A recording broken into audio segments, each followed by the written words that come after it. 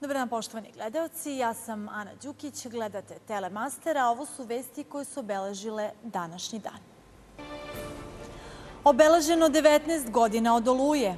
Naša koalicija Udruženja izbjeglica apeluje na međunarodnu zajednicu, posebno na Sjedinjene Američke Države, Evropsku uniju, Savet Evrope, OSC, da zatraži od Hrvatske da prestane sa proslavom Olujom.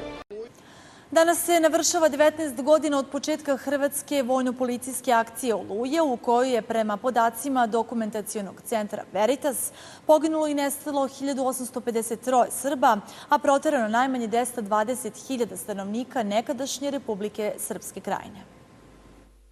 19 godina od Oluje, Oluja još uvijek traje. Nažalost, Hrvatska, iako je ušla u Evropu, nije ništa napravila po pitanju Srba koja je protjerala hiljade i hiljade Srba koji su protjerani i još veća žalost što ta Evropa ćuti na takav genocid. Jedino što tražimo Republike i Srbije i Republike Hrvatske da jednom sjedaju za pregovarački stol da se pokušaju riješiti već jednom to. U crkvi Svetog Marka u Beogradu održan je parastos žrtvama hrvatske vojno-policijske akcije Oluja, kojem su pored velikog broja građana prisustvovali ministar unutrašnjih poslova Nebojša Stefanović i zamenik gradonačelnika Andreja Mladenović.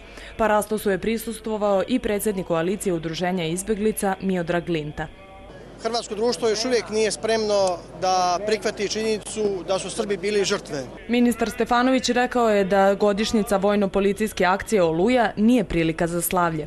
Mi ne želimo da delimo lekcije, ali je svakako to prilika da se ova poruka uputi i to je, da kažem, na nekim drugima da razmišljaju o tome. Mi moramo da razmišljamo o ovom narodu. Predsjednik koalicije Udruženja izbjeglica zatražio je od međunarodne zajednice da se Hrvatskoj zabrani obeležavanje Oluje. Da zatraže od Hrvatske da prestane da slavi Oluju, jer se njome slavi prije svega protjerivanje Srba sa svojih vjekovnih ognjišta, da konačno kazni počinioce ratnih zločina protiv Srba, da obezbedi obeštećenje porodicama žrtava, da obezbedi uslove za održiv povratak i konačno da vrati naša oduzeta imovinska stečena statusna i svaka druga prava. I dok se proterani Srbi kao i Srbi povratnici suočavaju sa velikim brojem problema, Oluja se u Hrvatskoj obeležava kao Dan pobjede.